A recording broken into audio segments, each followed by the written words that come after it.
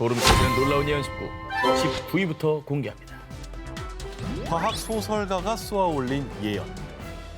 1957년 소련에서 인류 최초의 인공위성 스푸트니크를 발사. 인공위성의 등장으로 통신의 발달과 기상 예측 등 과학기술이 발달하며 인류의 삶이 보다 진보했는데요. 그런데 이 인공위성을 무려 78년 전에 예언한 사람이 있습니다. 인공위성이 생길 걸 알았다고요? 그렇습니다. 78년 전에? 그렇죠. 그는 소설 지구에서 달까지, 해저 이말리, 20세기 파리 등을 발표한 현대 과학 소설의 아버지 줄 베른입니다. 20세기의 과학은 줄 베른의 꿈을 쫓아 발달했다라는 말이 있을 정도로요. 그는 소설을 통해 인류의 달 착륙과 TV, 에어컨, 영상통화 등 수십 년 후의 과학기술을 예언했는데요. 우와.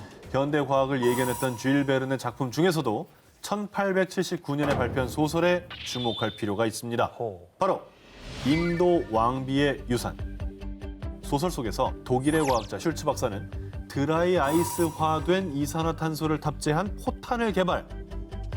그리고 프랑스 사라쟁 박사의 도시를 파괴하기 위해 포탄을 발사했는데요. 그런데 슐츠 씨의 포탄은 지금쯤 대기권을 빠져나가고 있을 테니까 두 번 다시 지구로 돌아올 수는 없습니다. 슐츠 박사가 만든 포탄은 위력이 너무 센 나머지 그만 지구를 벗어나 위성 궤도로 돌입했습니다. 자, 바로 이 대목이 뭘 의미하느냐? 인간이 쏘아올린 지구 궤도를 도는 인공장치, 즉 인공위성을 예측한 부분인 겁니다. 와. 20세기에 발명된 인공위성 기술을 줄 베른은 무려 78년 전에 언급한 거죠.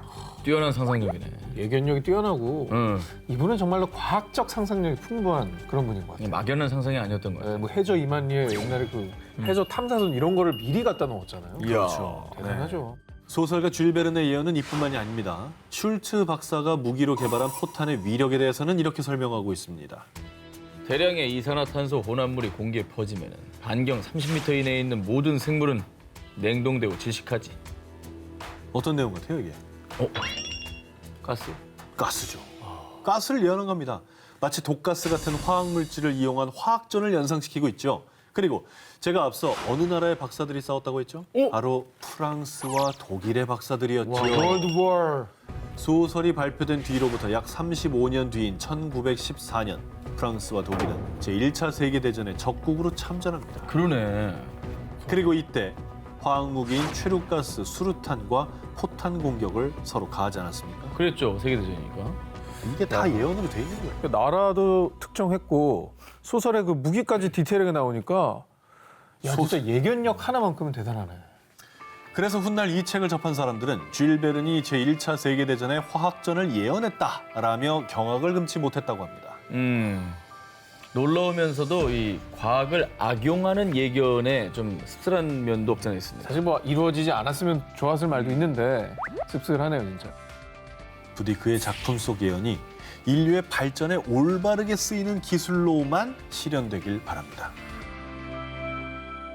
소름 끼치는 놀라운 예언 19, 15위를 공개합니다. SF 거장들이 예언한 21세기 문물. 2011년 미국의 A사가 국내 S전자를 상대로 제기한 태블릿 PC 특허 소송.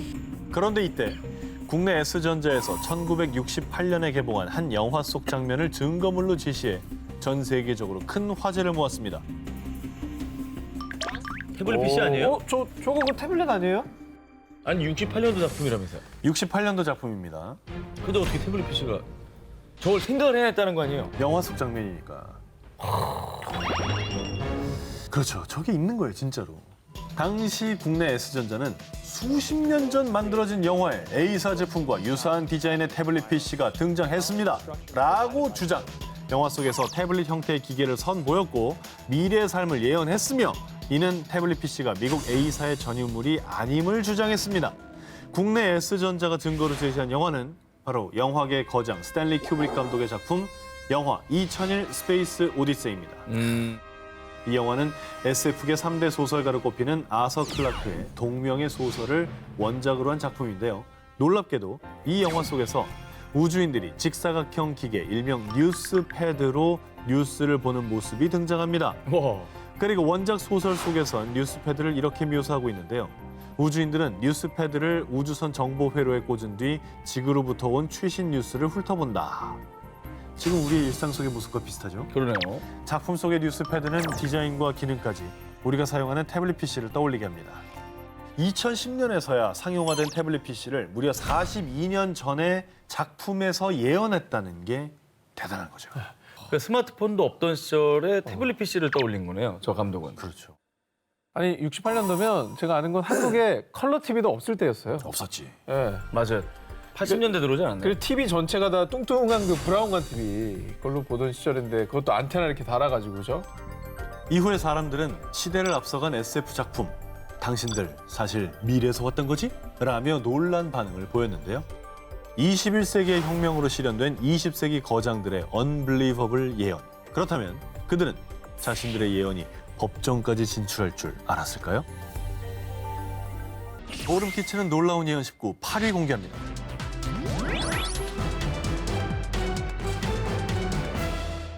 (2000년 11월) 미국 한 남자가 인터넷상에 올린 글이 전 세계를 발칵 뒤집어 놨습니다. 저는 2036년 타임머신을 타고 미래에서 왔습니다. 그의 이름은 존 티터. 자칭 2036년의 미래에서 왔다는 그는요, 자신이 1998년 미국에서 태어난 미군이라고 밝히면서요, 2038년 세계가 봉착하게 되는 컴퓨터 대란, 이른바 유닉스 버그를 해결하기 위해서 군부의 지시를 받아 타임머신을 타고 왔다고 주장했습니다.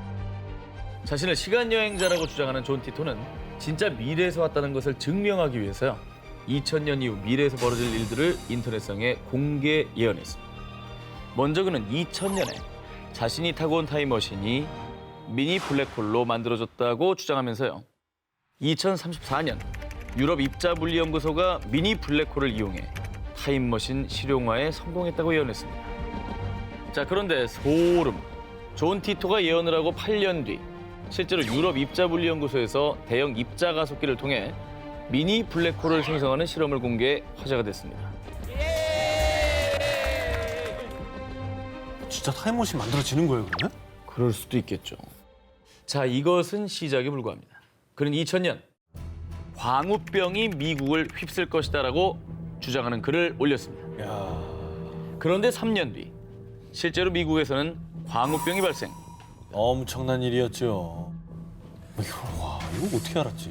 야, 이거는 너무 상상 외의 일이어서 이걸 맞췄다는 건 좀 대단하네. 그렇죠. 아, 존 티토 찾아봐야겠네. 거의 음모론자네요. 나 이런 거 너무 잘 믿어요. 너무 좋아해. 그리고 존 티토는 2001년 2월에는 미국 정부가 대량 살상 무기를 찾기 위해 이라크를 공격할 것이라는 예언글을 또 남겼습니다. 2년 뒤 역시나 그의 예언대로 당시 미국 부시 대통령이 이라크 전쟁을 일으켰습니다. 근데 이거 이 사람 지금도 활동합니까? 정말 미스터리하게도 그는 4개월간의 활동을 끝으로 2001년 3월 예정된 임무를 완성했다라는 마지막 글을 남긴 채 종적을 감췄다고 합니다. 다음 특종입니다. 2014년 3월 22일 중국의 한 SNS에 올라온 의미심장한 글. 끔찍한 항공사고부터 대지진, 그리고 제3차 세계대전이 발발할 것이라는 예언이었습니다. 오마이갓. 정말 무시무시한 내용이죠. 당시 이를 본 사람들은 말도 안 돼, 누가 장난친 거네 라며 대수롭지 않게 생각했고요. 이 글은 사람들의 기억에서 잊혀져 갔습니다. 그런데 말레이시아 여객기 격추, 전원 사망. 실제로 네덜란드 암스테르담에서 이륙해서 말레이시아 쿠알라룸푸르로 향하던 말레이시아 항공이 우크라이나 친러시아 반군의 미사일에 격추되는 사건이 발생했죠. 맞아. 당시 탑승자 298명이 전원 사망하는 비극적인 참사였습니다. 저 설마 날짜가 정확했어? 그렇습니다. 이 사고가 난 날은 2014년 7월 17일 오마이갓. SNS 속 예언의 시작.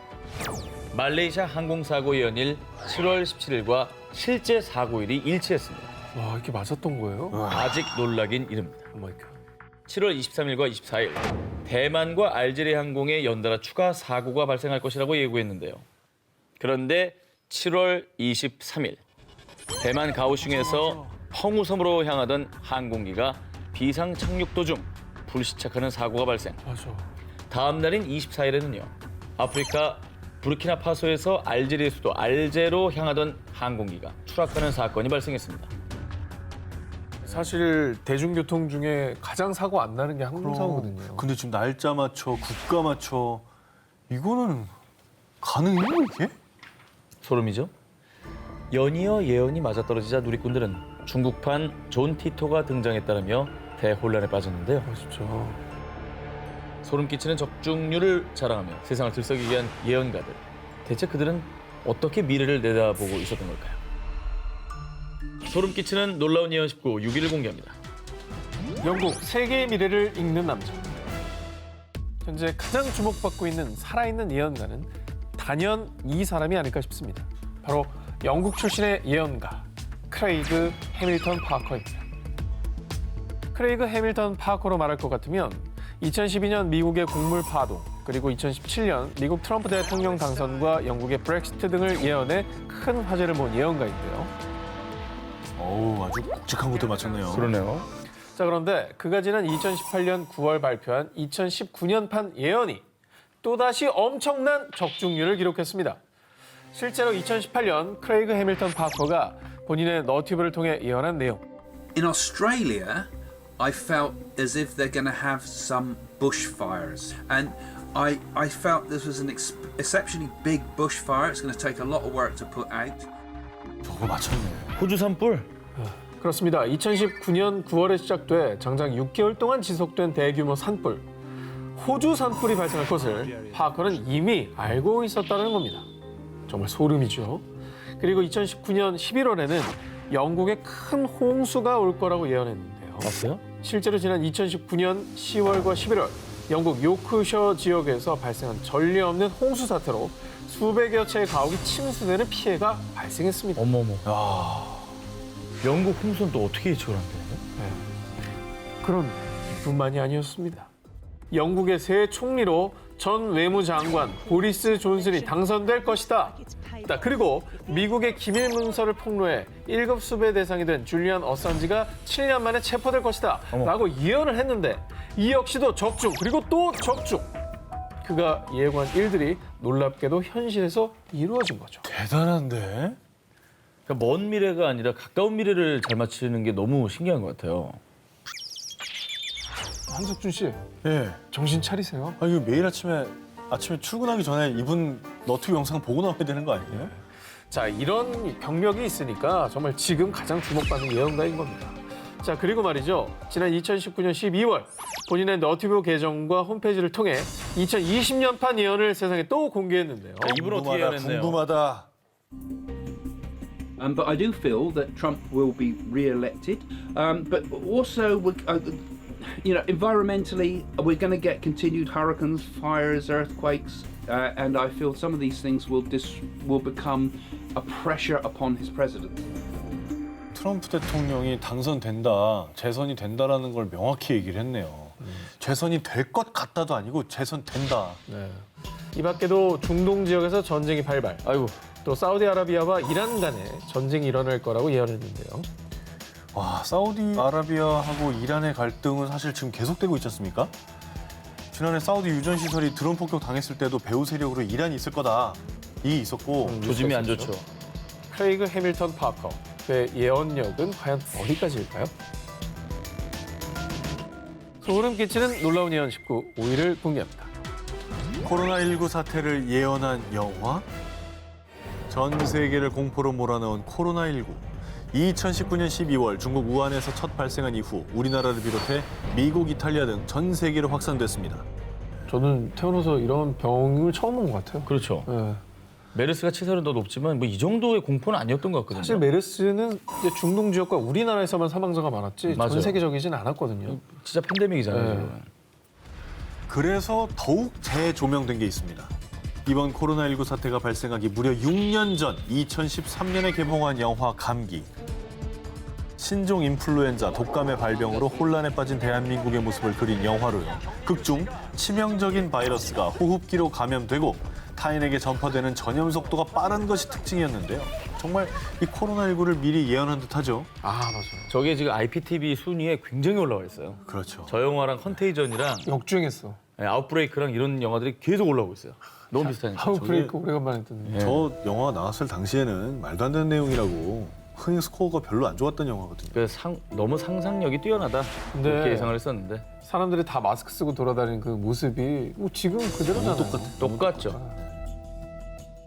뿐만 아니라 영화에서 정부가 추가 감염을 막기 위해 도시를 봉쇄하는 극단의 조치를 취하는데요. 이 장면 역시 중국이 코로나19 발원지인 우한과 인근 도시를 봉쇄한 것과 흡사하고요. 그리고 지난 3월 9일 이탈리아에서도요. 주민들의 이동 금지 조치를 이탈리아 전역으로 확대합니다. 6천만 이탈리아 국민 모두가 거주 지역을 벗어날 수 없는 이동 금지령을 내린 바 있습니다. 그리고 극중에서 사람들이 물건을 사재기 하는 장면도 실제로 세계 각국에서 일어나고 있습니다. 그렇죠. 우리는 좀 괜찮은 편이지만 다른 데 사재기가 장난이 아니고요. 아무튼 뭐 생필품 다 떨어진다 그러더라고요. 그런데 말입니다. 이것만큼은 영화 감기에서의 내용이 현실이 됐으면 합니다. 지금부터 살짝 스포가 있는데 이건 좀 이해해 주시기 바랍니다. 혈액 검사 수치도 정상이고. 극중에서 바이러스에 감염됐다가 자연 완치된 사람의 혈액을 이용해 치료제를 개발하는 장면이 나옵니다. 그런데 실제로 지난 2월 중국에서 희소식이 전해졌죠. 코로나19 완치 환자의 피에서 혈장을 분리해서 수혈하는 혈장 치료법이 코로나19 치료에 효과가 있다고 하고요. 코로나19 중증 환자 2명이 완치자의 혈장을 이용한 치료를 받고 회복됐다는 연구 논문이 국내에서 처음으로 발표됐습니다. 혈장 치료는 코로나19 완치자의 항체가 들어있는 혈장을 환자에게 주입하는 방식으로 이루어집니다. 치료제가 없어서 지금 문제잖아요. 근데 진짜 빨리 개발돼서 정말 그땐 그랬지가 됐으면 좋겠습니다. 빨리 좀 정리돼야 돼요, 이건 진짜. 네.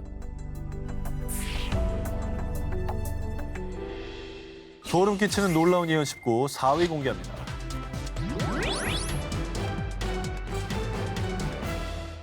지난 3월 첫째 주 미국의 한 출판 관련 매체가 공개한 소설 부문 베스트셀러 3위에 다소 의외의 소설이 올랐는데요. 책을 읽은 이들의 댓글이 아주 의미심장합니다. 뭐죠? 2020년 이 소설을 읽으니 소름이 돋는다. 작가는 어떻게 알았을까? 자, 사람들이 경악을 금치 못하며 이 책을 예견서라고 불렀습니다. 뭐길래 그래요? 아까 그 타이탄만큼이나 무서운 소설이에요? 자, 책 구절을 먼저 읽어드리면요. 이것은 우한 외곽의 rDNA 연구소에서 개발됐기 때문에 우한 400이라고 부른다. 어? 느낌이 오십니까? 코로나 관련된 소설인가요?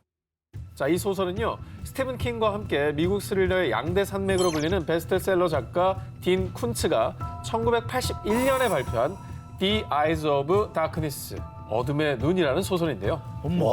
이 작품이 일명 2020년 예견서로 불린 이유. 우선 전 세계 수많은 나라와 지역 중에서도 하필 코로나19의 발원지로 알려진 중국 후베이성의 우한이라는 것이 정확하게 일치하고 있고요. 와, 진짜 아니 우한이 진짜 중국을 대표하는 도시도 아니고. 나는 우한 요번에 처음 알았어. 우한이라는 데가 있는지.